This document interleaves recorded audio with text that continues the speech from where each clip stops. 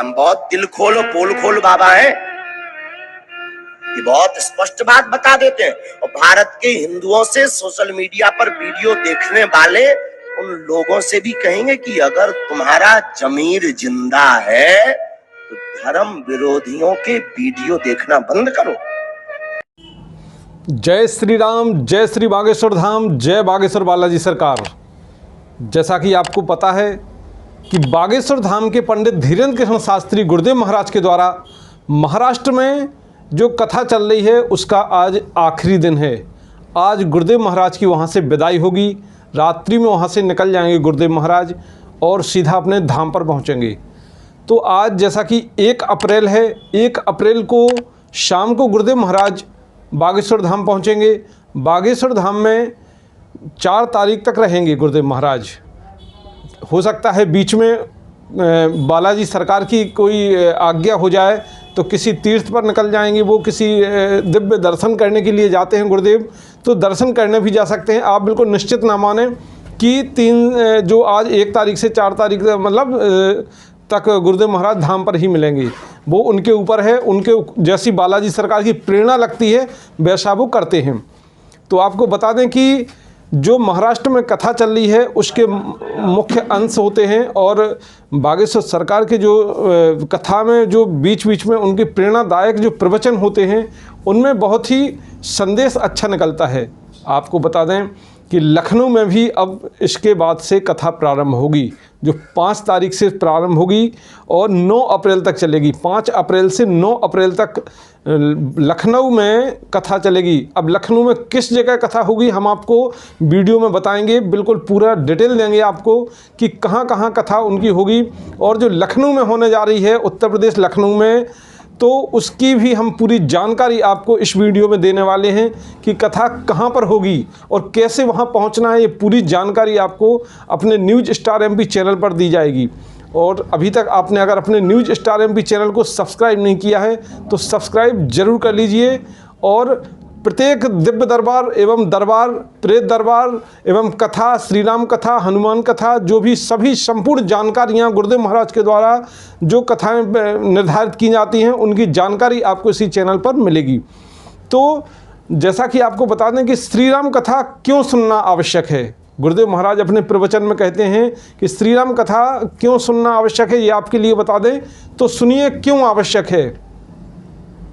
सुननी चाहिए, काम से राम को पाना है तो राम कथा सुननी चाहिए। राम को जन्म से मोक्ष पाना है तो राम कथा सुननी चाहिए। सही बात। गीतों से गीता को पाना है तो राम कथा सुननी चाहिए। शुद्धि से सिद्धि को पाना है तो राम कथा जरूर सुननी चाहिए। बिल्कुल, ये तमाम जानकारी बिल्कुल गुरुदेव महाराज बिल्कुल सही बता रहे हैं कि रिद्धि को सिद्धि से पाना है तो राम कथा सुननी चाहिए। बुद्धि को सद्बुद्धि की ओर ले जाना है तो राम कथा सुननी चाहिए। राम कथा सुनने से अपने मन के जो भाव होते हैं वो उज्जवल होते हैं, जो अपन के अंदर कुरीतियाँ व्याप्त होती हैं वो एक अच्छाई की तरफ जाती हैं। तो बिल्कुल अच्छी चीज़ें ग्रहण करने में कोई बुराई नहीं है, अच्छी चीज़ें ग्रहण करना चाहिए और राम कथा सुनना चाहिए। दूसरे का भला से, जैसे आप अपन दूसरे का भला करते हैं तो उससे कुछ लोग कहते हैं क्या होता है, दूसरे का भला करने से बहुत कुछ होता है। दूसरे का भला करने से अपने मन में एक संतुष्टि आ जाती है, अपने मन में एक ये होता है कि चलो हमने आज अच्छे काम किया, अच्छा दूसरे का भला कर दिया हमने, तो एक ईश्वर आपको कहीं ना कहीं आपको देख रहा है कि वास्तव में ये बंदा दूसरों की मदद करता है।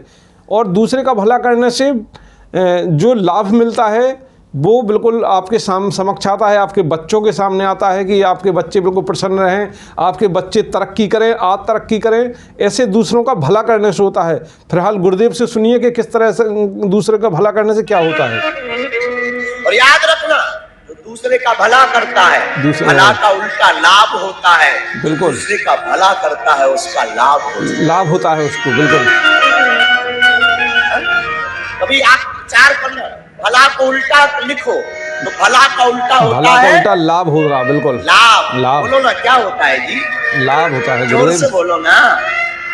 तो लाभ कौन नहीं पाना चाहता? सभी पाना चाहते हैं। हम तो नहीं ये जानते कि हमारे सामने कोई नया आदमी पंडाल लगा के बैठा है और कहे कि जो हमारी कथा सुनेगा 100 का नोट बांटा जाए। और क्या, बिल्कुल सही एक बात है। मिनट में तुम खाली कर दो। खाली कर देंगे, बिल्कुल दौड़ जाएंगे सभी बाहर बिल्कुल। में गया कथा की कथा और 100 रुपया 100 रुपया मिल रहा है और क्या। महाराज अपनी छठड़ी भरा। सही बात तुम है। तुरंत उस पंडाल में बैठ जाओ। लेकिन मेरे प्रियजनों, लाभ पाना है, एक काम कीजिए, दूसरे का भला कीजिए।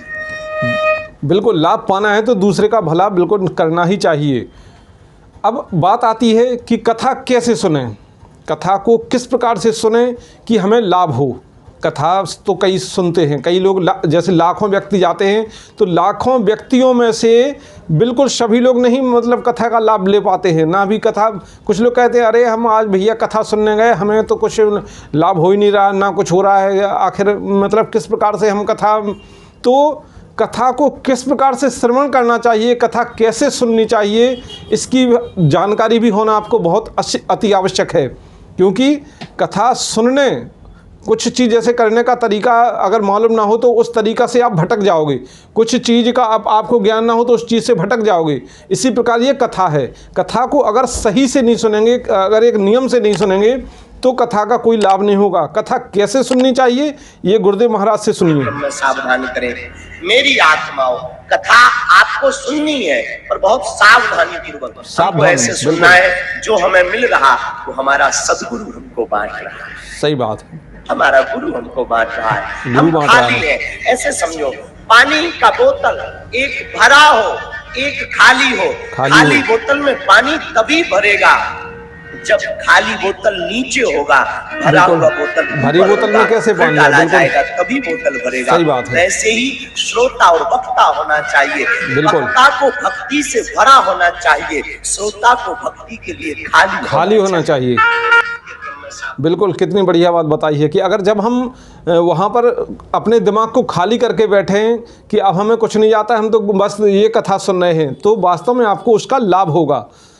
अब बात आती है, कथा सुनते हैं हम कई लोग मतलब, तो गुरुदेव महाराज जैसा कि अपने वक्तव्यों में बताते हैं कि हिंदुओं की निंदा मत करो।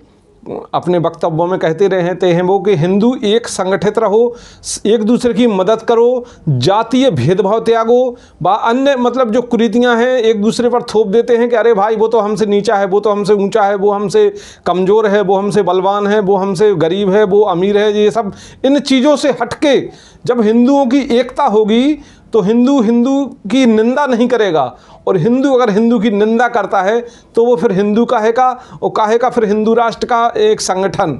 इसीलिए सबसे पहले गुरुदेव महाराज कहते हैं कि हिंदुओं की निंदा मत करो। क्या कहते हैं वो सुनिए। रहा नहीं जाता। हम आपको प्रार्थना करें, आप कथा सुनो, चरित्र सुनो, दरबार देखो, हनुमान जी के दर्शन करो, मंदिरों में जाओ, शनिवार मंगलवार जाओ। और हमारी प्रार्थना है अगर तुम हिंदू हो कृपा करके हिंदुओं की निंदा मत करो।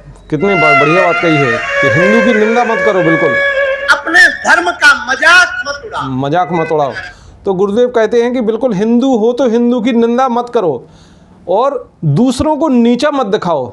स्वयं ज्ञानी अगर बनना है, बनते हो तो दूसरों को बिल्कुल नीचा मत दिखाओ। धर्म विरोधियों की चालों से, जैसा कि वो कहते हैं मंचों से कि धर्म विरोधियों की चालों से सावधान रहो। कई प्रकार के चालें चली जाती हैं धर्म विरोधियों के द्वारा, कई प्रकार के मतलब वो किए जाते हैं, भटकाते हैं, किसी प्रकार से षड्यंत्र भी रचते हैं क्या अरे ये हिंदुओं में एकता ना रहे, हिंदू मतलब तो हिंदू सबसे पहले तो हिंदुओं को एक होने के लिए अपने हिंदू वाले जो वो होते हैं द्वेष भावनाएं जो पनपी रखी हैं जो अंदर से, तो इन चीज़ों को बिल्कुल हटाना चाहिए। जो जातीय भेदभाव आपके अंदर व्याप्त है तो वो उनको तो बिल्कुल तत्काल समाप्त कर देना चाहिए, तभी हिंदू एक रहेंगे। और जो धर्म विरोधियों की चालें यहाँ पर ध्वस्त हो जाएंगी, क्योंकि जब धर्म विरोधी अपनी चाल चलेगा तो ये धर्म विरोधी तो बिल्कुल फिर हिंदुओं में फूट डालेगा। इसीलिए गुरुदेव कहते हैं कि हिंदू एक रहो और धर्म विरोधियों की चालें समझो। क्या कहते हैं वो फिलहाल सुनो। इतनी गंदी राजनीति इन धर्म विरोधियों की, इन आस्तीन के सांपों की वो योगा के माध्यम से युवान लड़कियों को फंसाता है और मुसलमानों के लड़कों से चक्कर फिट करवा करके बेटियों को बहलाता है। मेरे पागलों, ऐसे भी षड्यंत्रकारी हैं। खोलता है जब भारत में इस प्रकार की स्थिति होती है। अगर कट्टरपन सीखना ही है, राष्ट्रभक्ति सीखनी है, निग्रहाचार्य जी हम भारत के हिंदुओं से सुनने वाले लोगों से भी कहेंगे ज्ञानी वो नहीं है जो किसी दूसरे को नीचा दिखाए, ज्ञानी वो नहीं, आपको श्रेष्ठ बतलाए। ज्ञानी तो वो है जो नास्तिक को भी आस्तिक बना दे, जो अधार्मिक को धार्मिक बना दे, जो मुसलमान को सनातनी बना दे। बिल्कुल बिल्कुल, क्या बढ़िया बात कही है। मतलब ज्ञानी वो नहीं है जो अपने आप को श्रेष्ठ कहे, ज्ञानी तो वो है जो समान भाव से सभी को मिलजुल कर रहे, सभी द्वेष भावनाएं त्यागे। तो ये मतलब गुरुदेव कहते हैं तमाम संत राजनीति के, जैसा कि आपने आज के परिवेश में देखा, भारत में तमाम संत राजनीतिक पक्ष और विपक्ष करने लगते हैं, जबकि संत तो भगवान से जुड़ा हुआ होता है। संत किसी का राजनीतिक का समर्थक नहीं होता है, ना ही किसी का विरोधी होता है। संत को संत रहना चाहिए। संत विपक्ष में अगर आने लगे, पक्ष में आने करने लगे, तो फिर वो संत काहेगा। बागेश्वर सरकार कहते हैं, बिल्कुल खुले मन से कहते हैं वो, कि मैं किसी राजनीति का गुलाम नहीं हूँ। बिल्कुल ताल ठोक कर कहते हैं वो कि मैं किसी राजनीति का गुलाम नहीं हूँ। क्या कहते हैं फिलहाल उन्हीं से सुनिए आप। आपको जवाब मिलना चाहिए, और हमें संतों ने काम ही यही दिया, हमें हनुमान जी ने काम ही यही दिया, सत्य बोलना। ना तो हम किसी राजनेता के गुलाम हैं, ना हम राजनीति के गुलाम हैं। हम खाते हनुमान जी का है और खाते भी हनुमान जी का है। बिल्कुल सही बात है, कितनी बढ़िया बात कही है। किसी के गुलाम नहीं है, ताल ठोक कर कह रहे हैं। संतों के चाकर हैं, हनुमान जी का खाते हमें हनुमान जी ने भेजा है। और जब तक हम भारत में जिंदा रहेंगे, जब तक तुम हमें मार नहीं दोगे, तब तक बाबर के खानदानों हम तुम्हारी भक्षणियां उठाते रहेंगे, तुम्हारी खटरी और गठरी को बांधते रहेंगे। देखिए किस प्रकार से कहा कि वो राजनीति में किसी के भी गुलाम नहीं हैं, ना ही क्योंकि वो पक्ष विपक्ष नहीं करते हैं, तो बिल्कुल कह सकते हैं कि मैं किसी का गुलाम नहीं हूं। अगर आप किसी राजनीतिक का समर्थन करोगे, समर्थक बनोगे, तो कहीं ना कहीं आपको डिफीट खाना पड़ेगा। और लोग बाग आप पर लांछन लगाना भी उनका जाल में है। क्यों कि आप उसका पक्ष कर रहे हैं, तो कहीं ना कहीं आप उससे दबते हैं, या तो आर्थिक तौर पे आप उससे कुछ मदद लेते हैं या कुछ करते हैं, इसीलिए आपको गुलामी स्वीकार करना पड़ेगी। परंतु गुरुदेव महाराज ऐसा बिल्कुल भी नहीं करते हैं। वो कहते हैं कि मैं किसी राजनीति का गुलाम नहीं हूँ। धर्म विरोधियों का समर्थन करना व उनका वीडियो देखना बंद करो। गुरुदेव कहते हैं कि ये जो धर्म विरोधी लोग हैं, उनके वीडियो तत्काल देखना बंद करो आप लोग।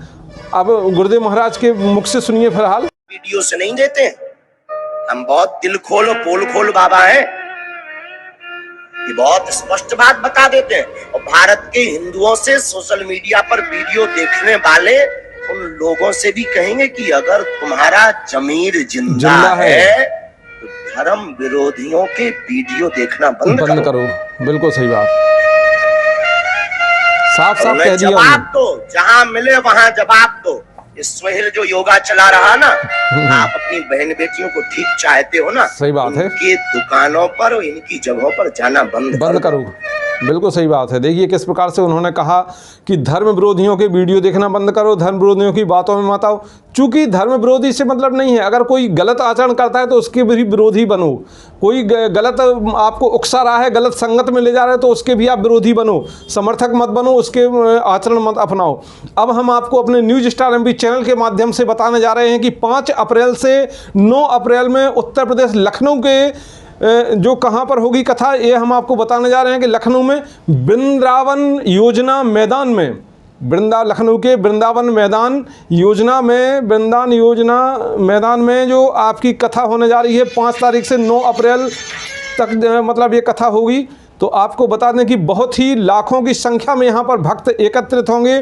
5 अप्रैल से 9 अप्रैल तक ये कथा होगी, जो आपको बता दें कि ये 5 दिवसीय कथा है, श्री राम कथा है। और लखनऊ में वृंदावन योजना मैदान में पीजीआई की तरफ, आप बिल्कुल भटकेंगे नहीं, पीजीआई की तरफ ये कथा है। और अगर किसी प्रकार से आपको वहाँ पर पहुँचने में दिक्कत होती है तो ये हमारे स्क्रीन पर नंबर चल रहा है, उस पर संपर्क कर सकते हैं।